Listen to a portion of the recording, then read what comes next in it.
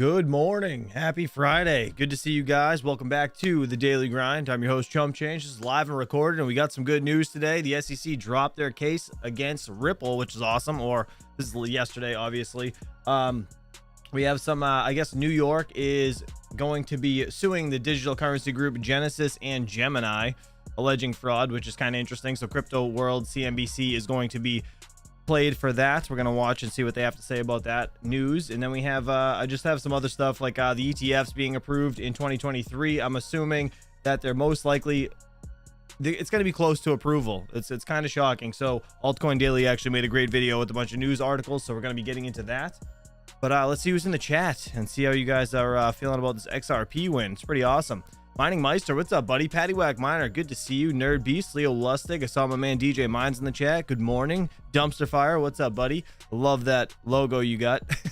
It's fine. I actually made a brand new coffee mug in the store if you guys are interested. Links down in the description below. We have Andrew Masad, what's up, buddy? Good to see you. Leo Lustig. All Track, good to see you. Sustainable Crypto, I know, actually, I totally forgot. I will get into that, I promise. I'll look into those feet for the X16Q. Power Minds Crypto, what's up, buddy? Good to see you. Good morning. Patrick Murphy with Hawks logo. That's such a funny little logo you have there. Andrew Basad, J-Dub, good to see you, buddy. Rob Mines, anybody else that I may have missed, I apologize. Leo Lustig, my man. All right, let's get into this, see what market's looking like today. And I apologize, I am off the rails this morning. All right, Bitcoin 29,696. Look at that, just under 30K. Damn, it's pumping. Ethereum 1611. We have Solana at 26 bucks. Check that out. I told you guys, Solana's going to be doing good things, I'm assuming, with the whole Visa stuff. Hopefully that pumps. And I'm kind of shocked in the price of Ripple, actually. I thought we'd see a little bit more of a price bump. That's just me personally. BCH is up quite a bit, 5.9%, $241. Maddox up to 54 cents, 6.1%, or sorry, 6.14%. Let's see, top 10 coins, or sorry, top 100 coins on let's see, Crypto Bubbles. Let's see what the biggest earner is on the week. So Hex 60.3%. We have Solana up 25.9%. Rollbit is up 31%. BSV 59.9. BCH 13.6. Let's check out the day. See what we got. Biggest earner on the day is a BSV over here. We have Solana again, STX 16.1 stacks, MNT 11.9. This is Mantle. I don't know if anybody's into that. Hex 18%. I'm still wondering what that Richard Hart guy and the whole case against him is, how that's going, but I don't know if anybody knows. Let me know in the chat. All right, Fear and Greed Index 53, neutral. Nothing's really changed. Check out the top 10 coins by CoinGecko over here, and this is by CoinMarketCap. Obviously, we have Bitcoin, Ethereum, Tether, BNB, XRP, USDC, Lido Staked, Ether, Solana, Cardano, and Dogecoin. Litecoin's in 17th now. Wow, Bitcoin Cash flipped it. Look at that. And then we have Shiba still in 19th. Not too bad. All right, again, time capsule for everybody. As this is a crypto mining channel, I want to see what is the best earner of the day. Zoom this. I'll go right there. How's that? Bitmain KS3, same thing, is still on top of the charts at $116 per day. The Ice River KS3 at 98 bucks. Let's see, let's scroll down. KS1, if anybody's got that, 1180. You get the KS2 at 23.59. The X16Q, which I have heating my house currently. Dude, my house is like 78 degrees upstairs today, and it's just, I gotta unplug things today. This is bad. $4.39 per day. We have, let's see, let's scroll down. The X4Q, I also have $1.63 a day, so at least they're still making money. It's pretty good.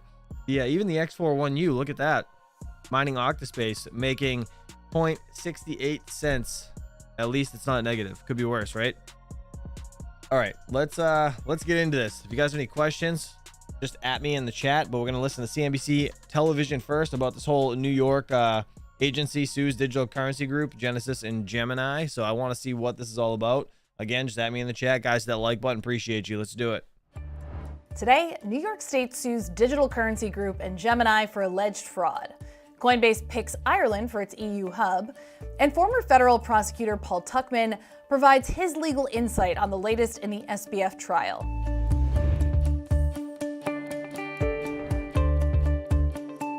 Good morning, welcome to CNBC's Crypto World. I'm Mackenzie Sigalos. Crypto prices are mixed this morning, with Bitcoin rebounding from its losses earlier in the week. By noon Eastern, the cryptocurrency traded around $28,700. Ether, meanwhile, dipped to around $15.61, and Polygon's Matic token inched higher, around 52 cents. Okay, let's talk about the top stories. New York Attorney General Letitia James just sued both Genesis, its parent company Digital Currency Group, and Gemini. State prosecutors claim DCG and Gemini defrauded more than 230,000 investors out of $1.1 billion. They cited a failure to adequately manage exposure to FTX and claimed DCG and its subsidiaries lied to investors, created false financial documents, and withheld information from creditors. Prosecutors also accused Gemini of failing to address the risky exposure to Alameda Research through its connection to Genesis. Now, Gemini did conduct risk analyses on the loan book of Genesis, which allegedly showed as much as a 60% exposure to Alameda. That allegedly pushed Gemini to revise the company's internal credit worthiness to junk without ending its significant exposure to the company. Now, DCG didn't respond to CNBC's request for comment, but Gemini said in a post, "We wholly disagree with the New York AG's decision to also sue Gemini. Blaming a victim for being defrauded and lied to makes no sense, and we look forward to defending ourselves against this inconsistent position."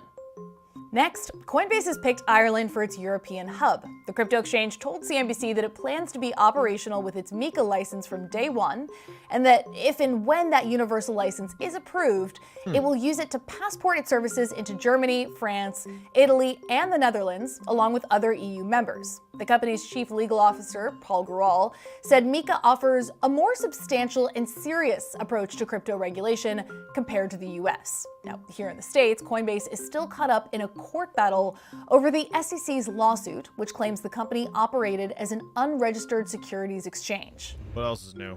All right, let's talk about the SBF trial for our main story. The prosecution just wrapped up their arguments, and the court's now on a week-long break before the defense calls their first witness. Crypto World's Talia Kaplan spoke with former federal prosecutor Paul Tuchman at the start of the trial, and they caught up once again to discuss how the prosecution and Sam Bankman-Fried's defense are doing so far. So I want to hear how this is going. Actually, once we get through this, then I'm going to show you guys the SEC's case, or them dropping the case rather, is like a whole article on the actual the SEC website or something. So I'll read that right after this. So just stay tuned. Paul Tuchman, former federal prosecutor and current partner with Wiggin and Dana, thank you very much for joining us once again on Crypto World. You're welcome. It's great to be back. So when we first spoke with you, it was just as the trial of Sam Bankman-Fried was kicking off. Now we're in week 3. We heard some explosive testimony from those in his inner circle. And it's important to note you are not involved in the prosecution. You're not sitting in the courtroom every day. But given what you have read about the trial, how do you think it's going so far? I think it's pretty clear that so far the government is successfully putting on its case. It's getting its case into evidence. There haven't been any real hiccups as far as we can tell. The testimony they've wanted to put in, the witnesses they've wanted to put on, they've done that successfully. That's how it's begun. How would you grade the prosecution's performance thus far? Rob Bynes in the chat says, my back hurts just looking at this guy's posture.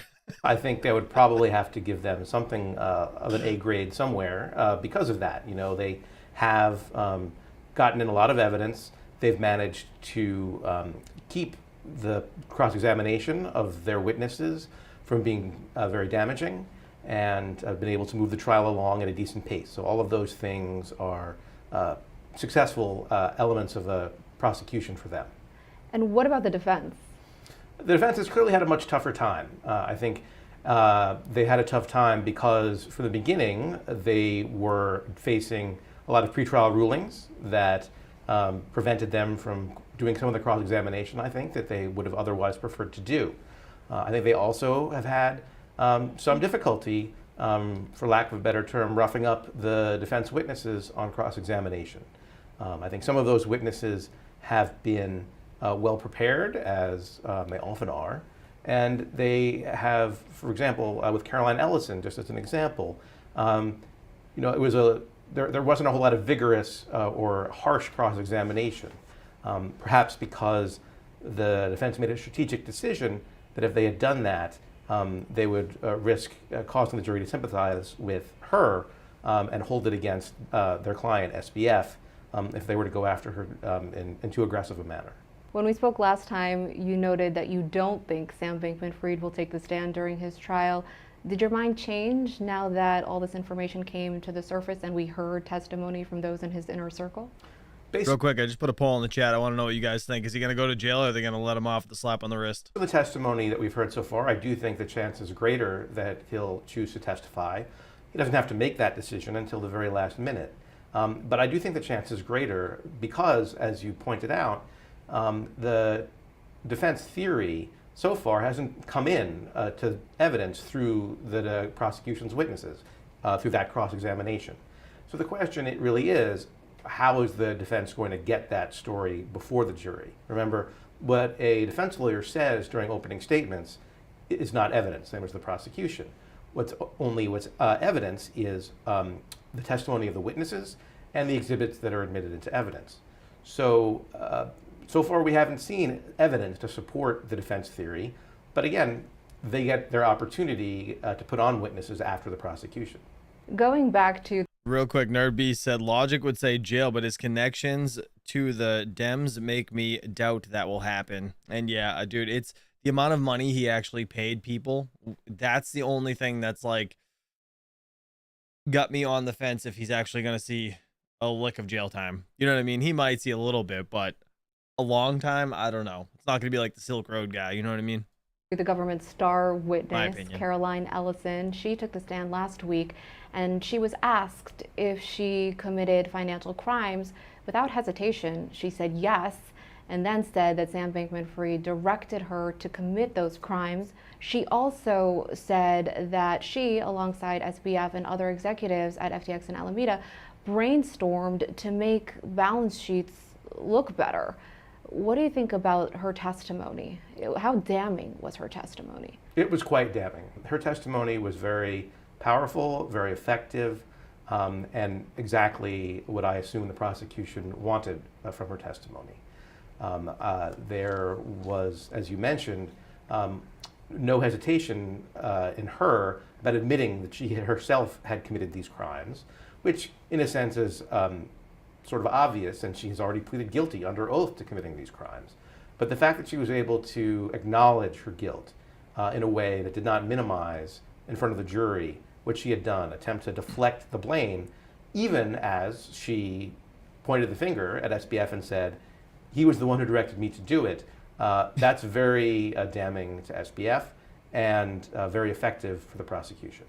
In my opinion, that is kind of deflecting the blame. She's pointing the finger at him like it was my ex-boyfriend's fault. He did it. He made me do it. He made me lose all this money and put it into my company out of his and all this other shit. This week, we're hearing from Nishad Singh. He's the former head of engineering at FTX. He also pleaded guilty and is obviously cooperating with prosecutors. But when he took the stand, he immediately admitted that he, alongside SBF and other FTX and Alameda research executives, defrauded FTX customers. He also said he was concerned about the excessive spending of Sam Bankman-Fried. He revealed that SBF spent more than $1 billion on celebrities and sponsorships. What's your reaction to that testimony? Well, for Mr. Singh, at least to start, it's not surprising that, like Ms. Ellison, he began by forthrightly admitting his role in these offenses. That is a sort of a standard procedure for a cooperating witness in a federal case. Some witnesses do it in a way that appears more credible and truthful than others. And I think part of SBF's problem is that the cooperating witnesses in this case so far have done it in a way that does appear credible and truthful. I think that the testimony that he gave, Mr. Singh gave, about all the expenses, I don't think it's quite as, it's not as important as some of the other testimony from the cooperating witnesses. I believe as Mark Cohen pointed out on cross-examination, it's not inherently, there's nothing criminal about spending company money to promote company business. And for things like the endorsements, that is of course what those payments were for. The judgment perhaps was poor and ill-advised, but that itself isn't a crime. Now, The Verge recently reported that Sam Bankman-Fried's defense team is waking up. They reported that on the stand, Singh condemned SBF for continuing to make venture investments despite knowing the money came from customer funds, calling the actions evil. And then later, the defense pointed out that Singh took out a loan from FTX to buy a $3.7 million home on Orcas Island in Washington after Singh said he found out about the misuse of customer funds. That's according to The Verge. What does that show you? Well, I think that is a fair piece of effective cross-examination by the defense about Mr. Singh. But I also think that the way Mr. Singh handled that was also probably effective for the prosecution. And that, again, he forthrightly admitted what he had done. He also stated, whether it was on cross-examination or redirect, that that house had been forfeited to the federal government as part of his plea agreement. And so the money would be used to compensate victims in the case. I think that part of what Mr. Singh did, though, that part of what I think that why this was so hard for the defense in this case, is because whatever Mr. Singh did in terms of using that money that was FTX depositor money to buy that house, if you believe Mr. Singh, SBF did the exact same thing, just as much, if not more, meaning using FTX depositor funds for purposes that they should not have been used, including for his personal use. And so really, when you cross-examine as a defense lawyer, when you cross-examine a cooperating witness, you certainly want to bring out anything that puts them in a bad light, which I think Mr. Cohen effectively did.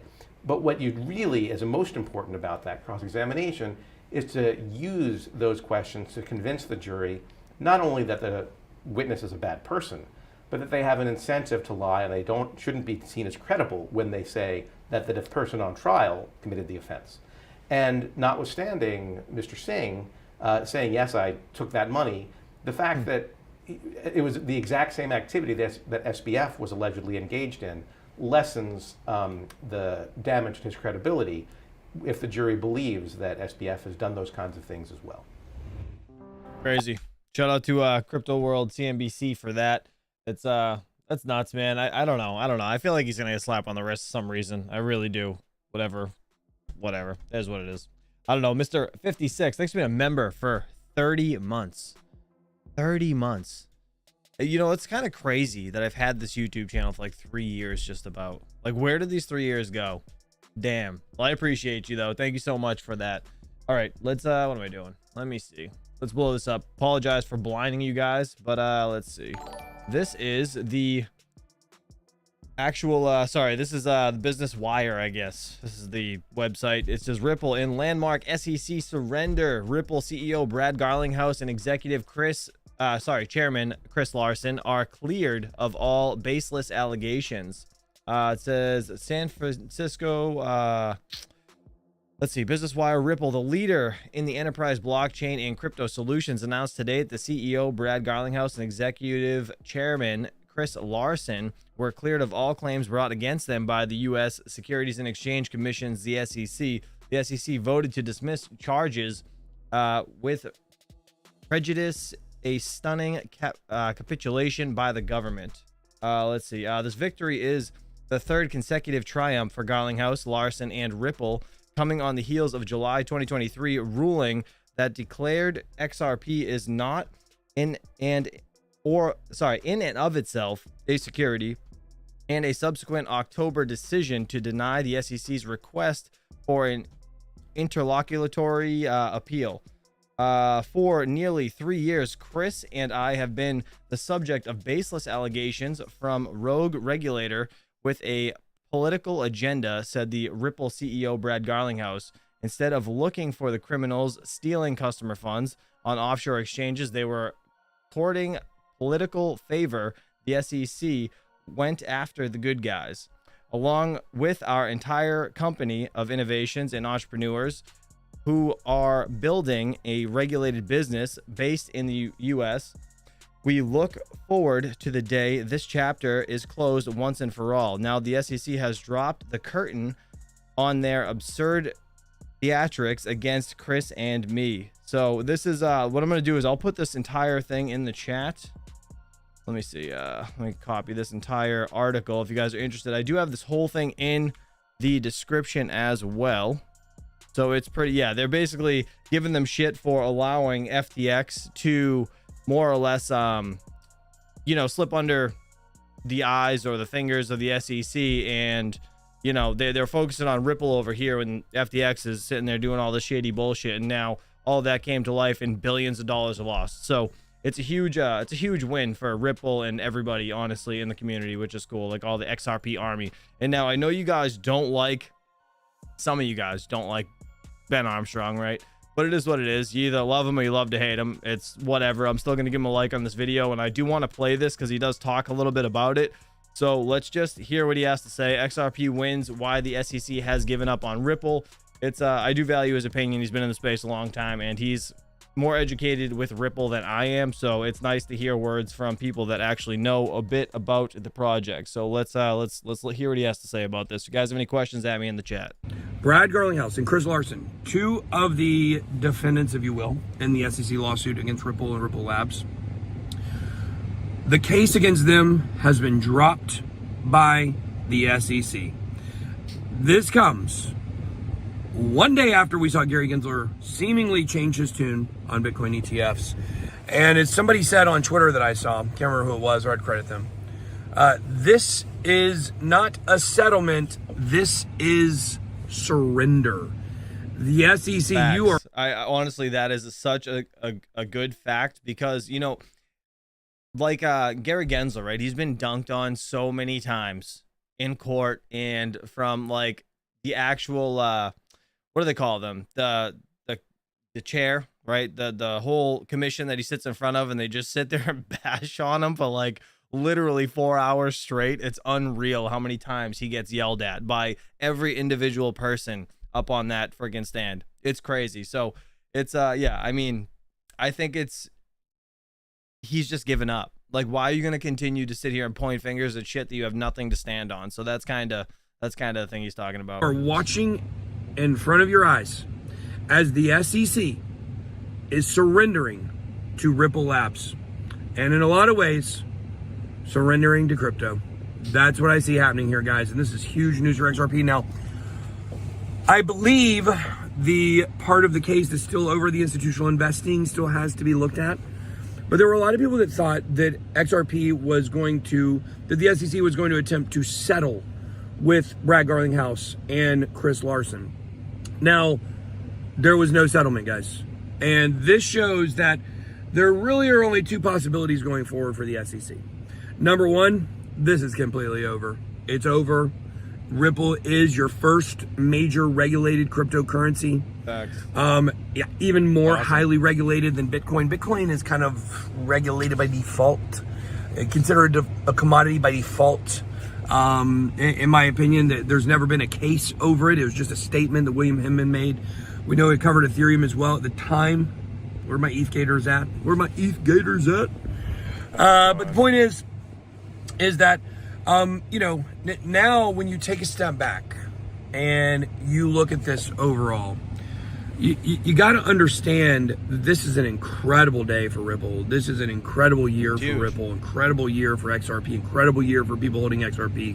And Sustainable Crypto said, why no price action on XRP? And that's kind of one of the things that I was wondering too. I'm shocked it didn't have a huge pump, but who knows? Guys, XRP is already made millionaires. They just haven't realized it yet. They haven't got those realized gains with XRP yet. The people in the community have been holding on for so long. If you watched Crypto Crossfire earlier today, AJ and I debated over whether I feel like XRP can go over $12 in this next bull run. Over $12. And AJ said no. He said if it doesn't go over 12, if it goes over $12, he will get a tattoo of my face on his face. He's actually not in the truck, guys. For once. Oh my God. For once, nobody's in the truck. That's what he goes on to say. Anyways, it's a giant win, and I'm super I'm happy for XRP as a whole. I think it's amazing. All right, let's get into Mr. Altcoin Daily over here, Austin. Several Bitcoin ETFs will get approved in 2023. Market experts explain. I only watched a bit of this, so let's get into it. We saw some of these news articles the other day, actually, but he put it together very nice. So let's see what he has to say. Everybody is assuming at this point that they'll probably approve most of the Bitcoin ETFs by the end of the year. Is that's a reasonable assumption at this point? Big news in cryptocurrency today. It is now much more likely, based on new information, a spot Bitcoin ETF approval could happen. Yeah, it's going to get approved. We actually think, we're partnered with Invesco on an application. We think it happens this year in 2023. And just understand that SEC Chair Gary Gensler just commented publicly. I'll share with you this full clip, but why something like this matters to you is because spot Bitcoin ETF approvals could add $1 trillion to the crypto market cap. Invesco's Salesforce, BlackRock Salesforce, Cathie Wood's Salesforce, Fidelity Salesforce, all out selling Bitcoin. And with the next approval dates fast approaching, what's changed? Mike, people are going to say he's talking his book. He owns a lot of Bitcoin. He wants this to happen, obviously. What would you pinpoint and specifically suggest that you're seeing around the approval process that is somehow different today than it was a year ago, than it was 2 or 3 years ago? The most significant piece was the SEC lost in court, right? The judge said, what are you talking about, SEC? You have a futures ETF and you're saying you can't have a cash ETF. That makes intellectually 0 sense. And I think that put the SEC on the back foot. And I think Gensler needs a win. There's a tremendous amount of pressure to do something that is rational. The American public wants this. BlackRock, who's the largest asset manager in the world, is out publicly saying we're going to get this done. And it's, I can't talk specific about conversations our guys are having, and, that's on the Invesco side. But talking to all the other people, it just feels like the dialogue with the SEC is all heading in the right direction.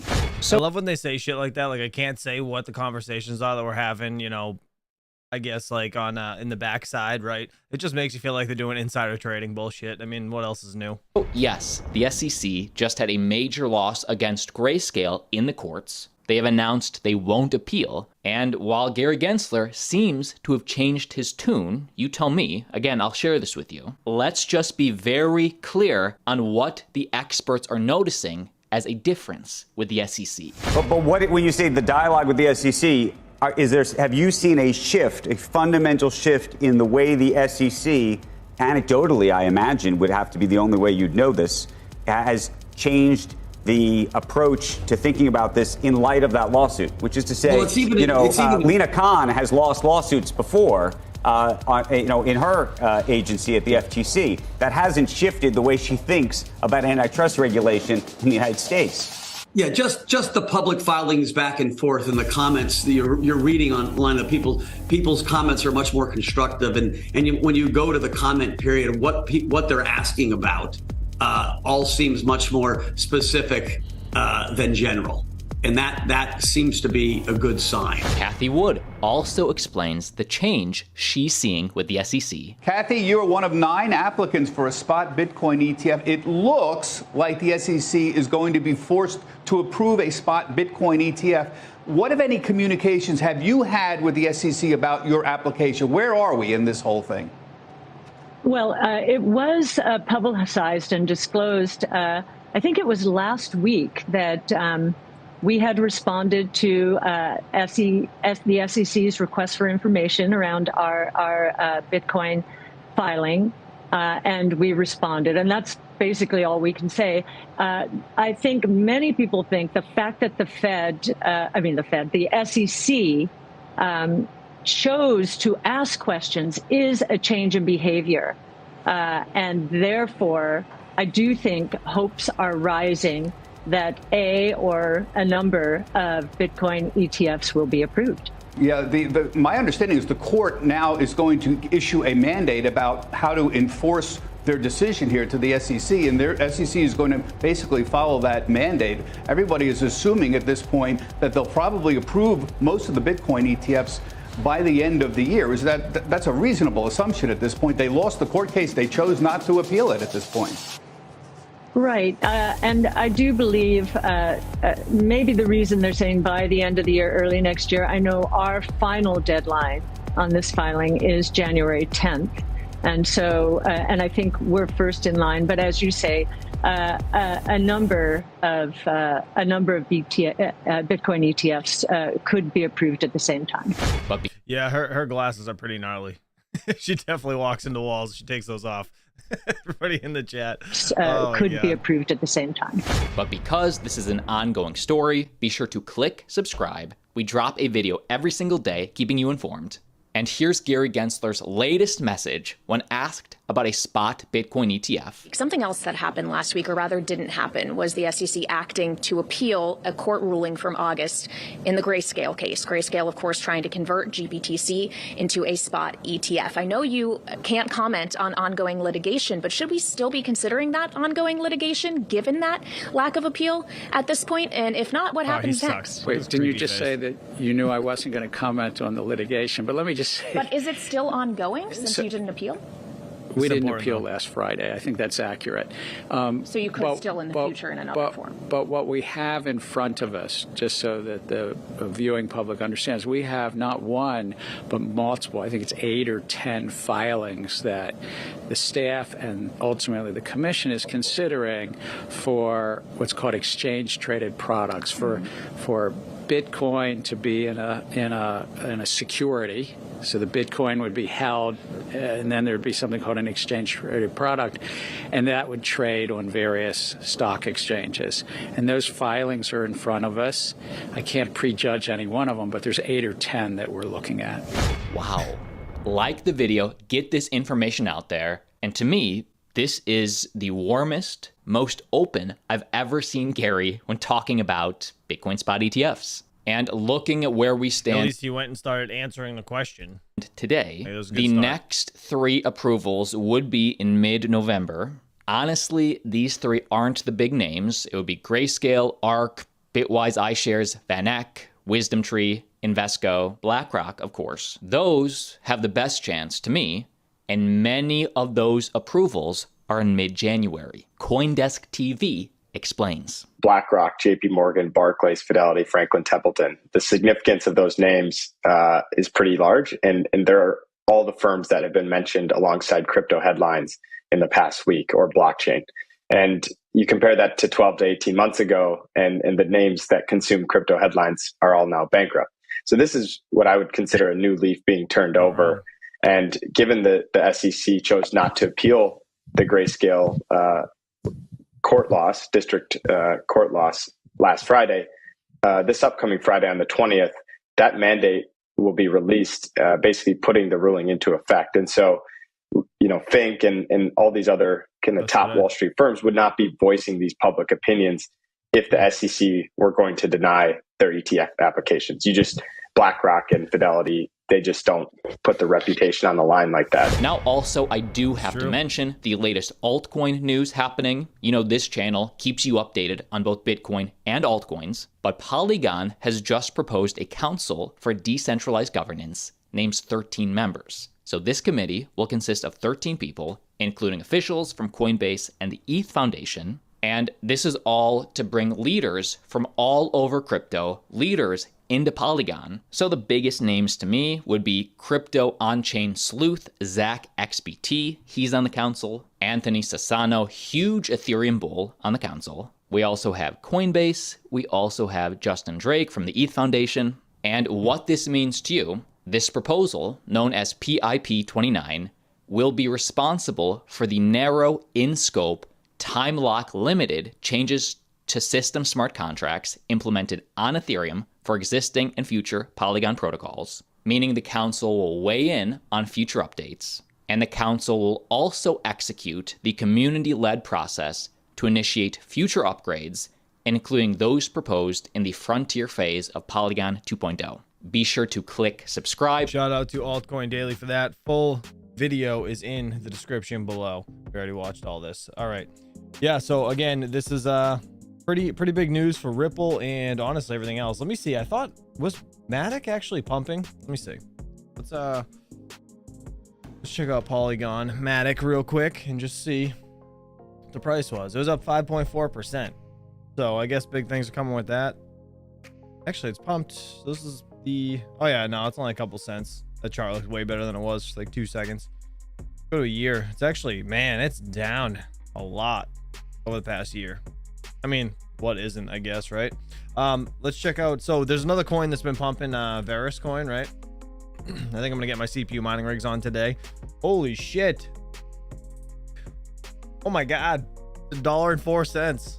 What is it? What's the all-time high on this? All-time high $3.52. God damn, that's wild though. Let's check out the past year chart. Wow, the past year it's actually pumped quite a bit. Wow, look at that. Look at that wick. God damn, that's impressive. Anybody mining Varus? Let me know in the chat. You guys into Varus coin? Dude, it's up 30% today. That's freaking nuts. That is nuts. What's Casper looking like? What's Casper looking like? Up 1.6%. Oh, by the way, guys, what the hell was that? How did that even just happen? Anyways, I want to show you guys this. If you guys are interested, I do have the store up. This is the SEC mug that I have. The troll mug. I have a troll collection. It's hysterical. SEC, we got the FTX ones. We got sweatshirts and mugs. If you guys are interested, feel free to go check it out. I got it in the pinned comment up above. I forgot to show you guys this, and I got this one. I just added this one last night. The It's Fine mug. This one's my favorite. I gotta buy this one. It's hysterical. So funny. So funny. I think I'm gonna, you know, 56 made a good point. I'm gonna put an ASIC right here on the table. Like same characteristics, I guess, of this design or drawing. And we're just gonna, yeah, we're just gonna put some crypto stuff on the table. So I gotta do that. But if you guys are interested, feel free to go check out those mugs. It's hysterical. All right, let me see what you guys are saying in the chat. Let me see. And blow that up. Show my thing from Discord. All right, give me a second. Let me pull this up. And yeah, so I got about, I don't know, I'll go for about another 10 minutes or so. We'll just shoot the shit. If you guys have any questions, feel free to ask. I gotta get Discord opened up, so give me 1 second. It's gonna take its time, obviously. Where are the mugs? On the pinned comment, I have a link. There's a link to the store. Feel free to go check it out. Let me see who tagged me. Dan R. Is it in general? Who put that in the chat? Was that you bastard? This is what you're talking about? This sweet sweet panties that you just put here? That's what you want in the store? That's so ridiculous. All right, what am I looking at? Is that you? Is that what you're talking about? You want me to add those to the store? Perfect. All right, we'll get, well, probably without my logo. I'll just do the HODL. That's ridiculous. It's so funny. Oh, that's great. That is great. Yeah, I mean, we can definitely add some more shit to the store. I love the troll collection though. I thought it was so funny. Here, I'll put this in the chat so you guys can see, because you guys are asking. I don't know if you guys can see the pinned comment. You should be able to though, but that's it. Feel free. But yeah, just hysterical, right? And then obviously, like, if you guys have any suggestions, I would love to know what kind of merch you guys want. So like, the reason I made this is because like there is no Dynex shirts. Like, I don't see any really Neoxa shirts or Caspa shirts. Like, and you know what, like, if they ask me to not have these on here, whatever, I'll take them down. It is what it is. But I want personal shirts like this, sweatshirts and whatever. I'm gonna do coffee mugs with all these on it too. Same thing, HODL of all the logos and stuff. And yeah, just go from there. Ladies are bullish on the logo underwear. Yeah.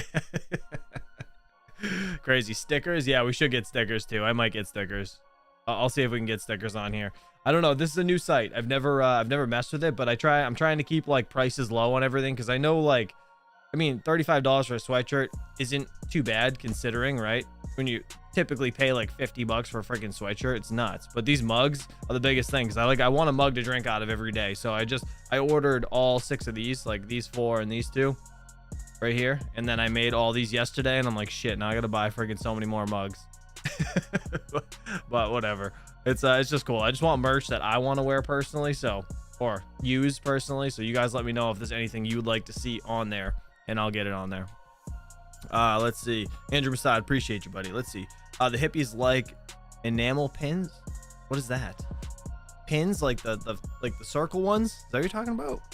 That's hysterical. $100 Patrick Murphy. I can't take you seriously with that logo. You got to change that. It's hysterical. Oh, some of you guys wanted me to play that friggin' this deep fake, this getting dunked on Gary Gensler deep fake. Give me a second. Let me get this open. This right here. You guys missed this one, don't you? Let me pause this. Everybody loves this. This is the deep fake Gary Gensler. We played this a couple weeks ago. So funny. Bitcoin not a security, and you better pack your bags because we're going to the fucking moon. I'm done getting dunked on. Let it rip, baby. After the last 2 drubbings in court, I would say my job is in jeopardy.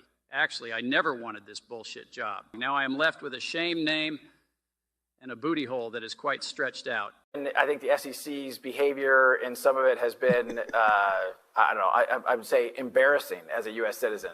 Bitcoin not a security, and you... So funny. So funny. Turned it up for the neighbors. Perfect. Perfect. All right. What else you guys got? Let's see. What else is there? Is there any other coins that are actually doing well? Or any coins you guys want to look at? Let me get some music on, actually, because this is miserable. We need music. Let me see. All right. Let's see. God, too loud. All right, there we go. Ready for Doge. Oh yeah, Doge is doing crappy, right? Dogecoin. What do we got?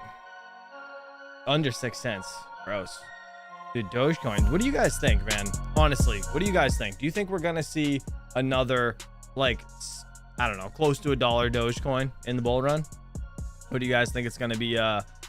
It's gonna just kind of lose steam. I mean, that's the all-time high was 73 cents apparently. So, well, this is according to CoinGecko. CoinGecko's kind of like iffy on the all-time highs because I don't really know where they get the actual chart from that they ping the all-time high on. But like if you look at their charts, it doesn't even, like, sometimes it doesn't even reach the 73 or like the all-time high on their chart, which is funny. But this one looks pretty close. This one looks pretty close. Let's see. Don't bet heavy on inflationary coins. You don't bet heavy. I got you. Well, you know what? Like, there's always that chance that our boy Elon Musk pumps this coin again, right? Let's see. Doge needs a real use case. People had hopes with Elon properties, but it's only a meme now.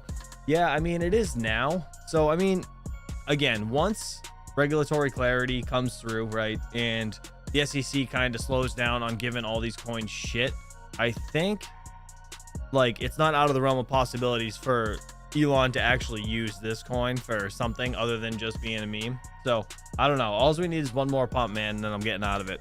That's all we need. We just need one pump.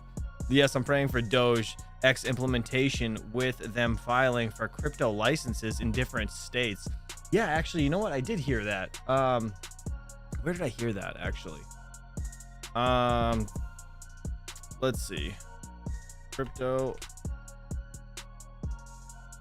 license. Would it be, what was it, just X?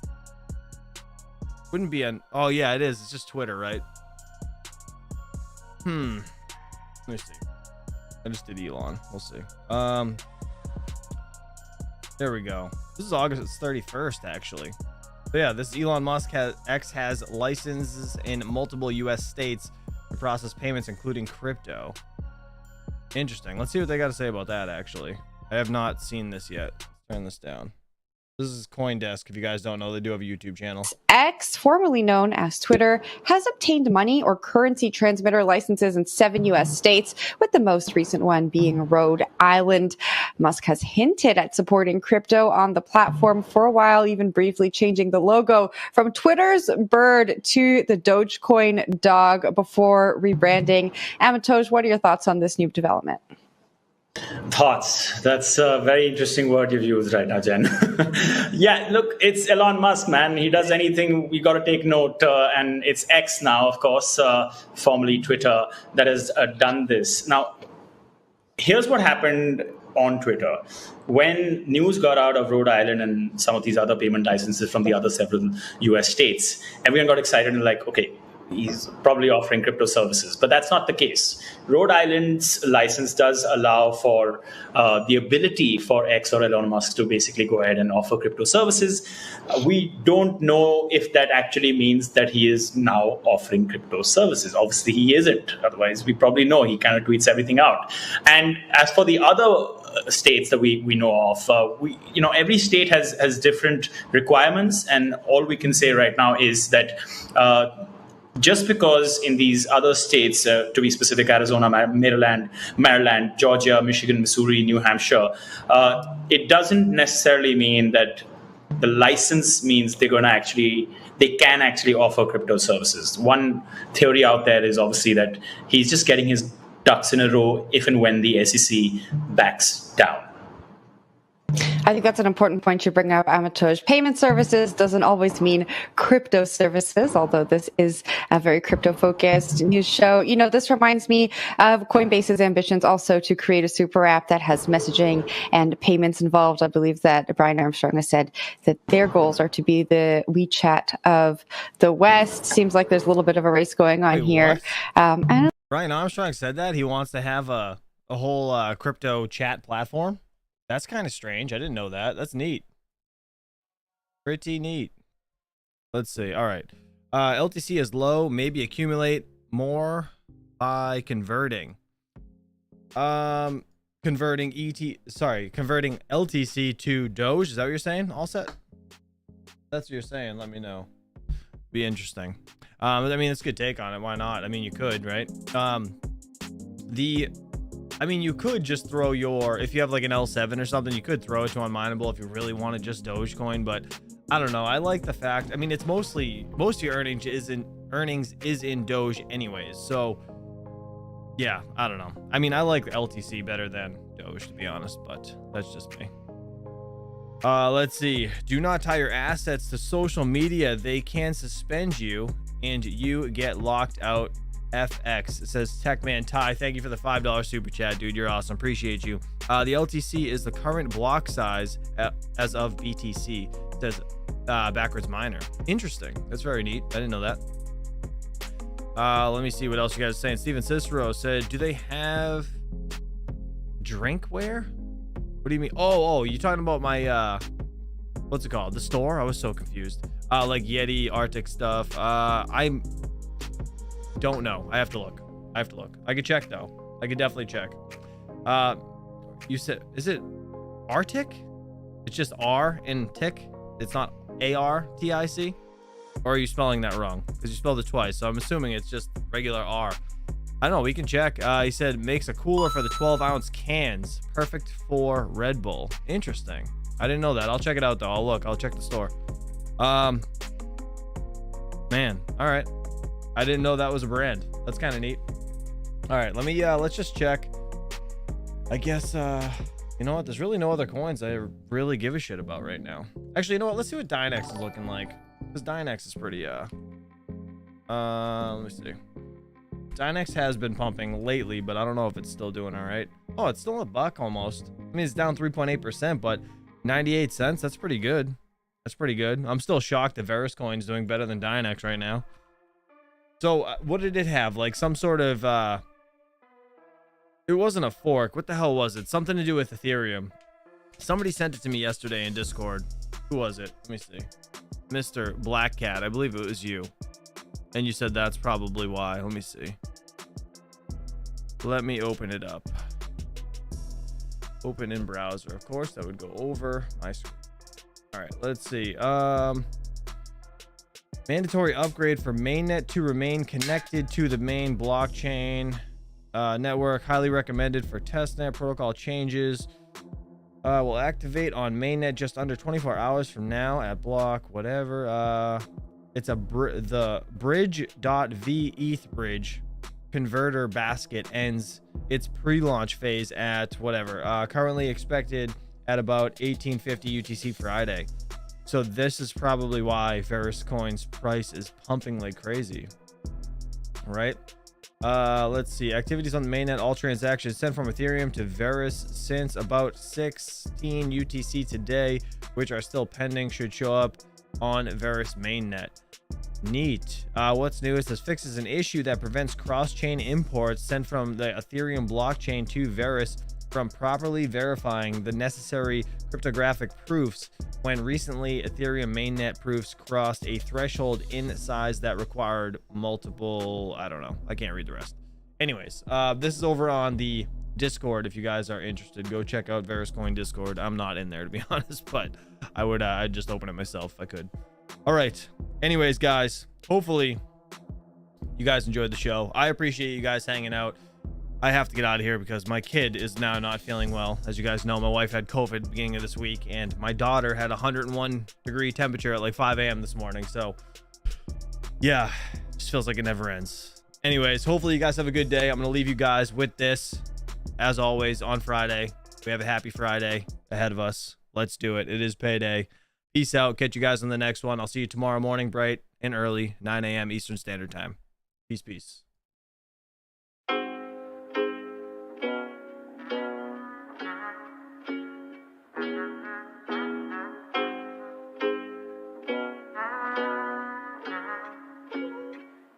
Yeah, I wish I could roll back time to that old Silk Road. I wanna hold till I can't no more. I'm gonna add crypto to my portfolio. I wanna hold till I can't no more. I got my crypto coming back soon. I'm back in the black too. Secure in the bag. Now I'm feeling like a tycoon. Riding on a Lambo. You can live with FOMO. I've been through the dips. When it's low, I was buying more. Now I got my money on the blockchain. Hodl gang, hodl gang, hodl gang. Can't nobody stop my campaign. Hodl gang, hodl gang, hodl gang. I'ma buy some Bitcoin, hold it like the big boys. Ride it to the moon on my Lambo or my Rolls Royce. Now I got these altcoins, they don't make the big noise, but they make the big rips. Call me crypto cowboy. Now I got my money on the blockchain. Hodl gang, hodl gang, hodl gang. Can't nobody stop my campaign. Hodl gang, hodl gang, hodl gang. Yeah, wish I could roll back time to that old Silk Road. I wanna hold till I can't no more. I'm gonna add crypto to my portfolio. I wanna hold till I can't no more. Backyard garage, solar powered area. Spent a lot of money trying to mine that Ethereum. Boy, I got a habit, I'ma bounce right back. And I'm addicted, I become a crypto maniac. You see, I got no stocks and I got no gold. I'm all in, all I do is I buy crypto. Wish I could roll back time to that old Silk Road. I wanna hold till I can't no more. Wish I could roll back time to that old Silk Road. I wanna hold till I can't no more. I'm gonna add crypto to my portfolio. I wanna hold till I can't no more.